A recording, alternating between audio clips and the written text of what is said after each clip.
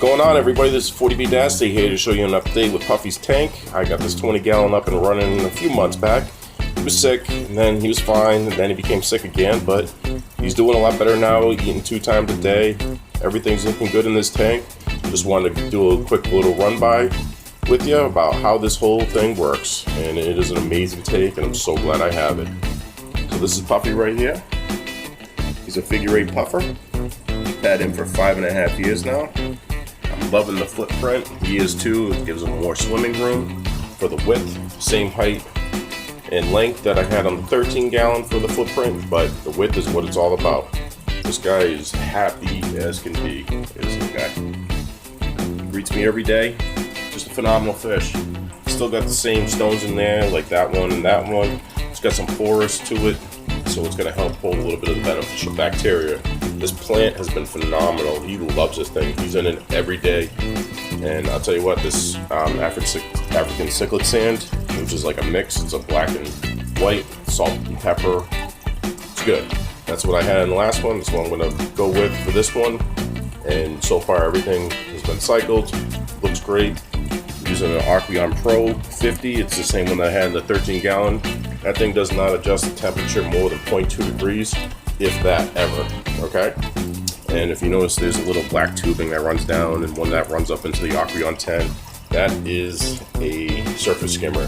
And with that surface skimmer, it feeds into the Archeon 10, and it gets filtered out by a plate of Marine Pure. But one thing I want to discuss is, this is a figure 8 puffer, so this is a brackish water fish. Make sure you have salt in there. You mix it beforehand, you put it in as is. Brackish water is between 1.008 and 1.010. So I keep mine at 1.009 just in case for evaporation. If you notice, there is a little bit, but I'm telling you, it would take about down here before it gets to 1.010. So always keep that in mind. That's all healthy for him. They're used to it in the wild because the ocean and the freshwater where it meets to be brackish, I'm sure it has some ups and downs. So I'm giving him the most stability that I possibly can give.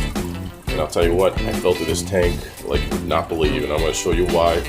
And this thing could probably filter a 170 gallon tank easy. So here we go to the back. And I run this tank at 78 degrees, by the way. So I have this light bar. It's an LED bar, pretty simple. It doesn't really have the ability to grow plants, so I'm not going to get much algae from that. So here we go into the back. What we have is an what is this? Floval 50. So this Floval 50, what I did was I cut and fit a plate of Marine Pure in here. Now this Marine Pure, you know, it may be a little different for most hobbyists, but I'm telling you folks, this is what you want to put in your tanks. Look at how much surface area there is, okay? Now what you have usually is your C-nodes or ceramics or bioballs that you put in your filtration. That stuff is not that great, okay? The surface area on those is between 180 and 380. This, I think, is like 1,300. So I'm already at like 3 to 4 times possibly. And if you're at the bioballs at like 180, I'm already at like 9 times more filtration than what you have, okay? So try to get these in your tank when you go to start your tank and cycle it, because this is going to hold a ton of beneficial bacteria. Plus, you can make this active filtration. With C-nodes and ceramics, you got passive filtration. What that means is the water passes by it, and whatever is sitting on the surface area of those biological medias is what's going to filter your water. So this is an active where the water actually passes through this plate of Marine Pure, as you can see.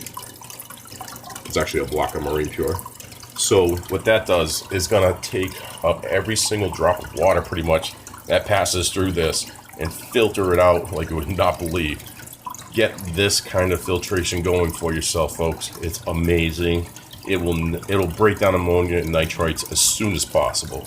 I do have another plate in here. See, this is a plate. It's almost like a slice of bread size, but that's all this really is. Very simple. Get a block, cut it to fit. Get a plate, cut it to fit for the Archeon 10s if you have the Archeons, and you will not be disappointed. This is going to break down your ammonia and your nitrites as soon as possible, and it's going to give yourself one happy little fish.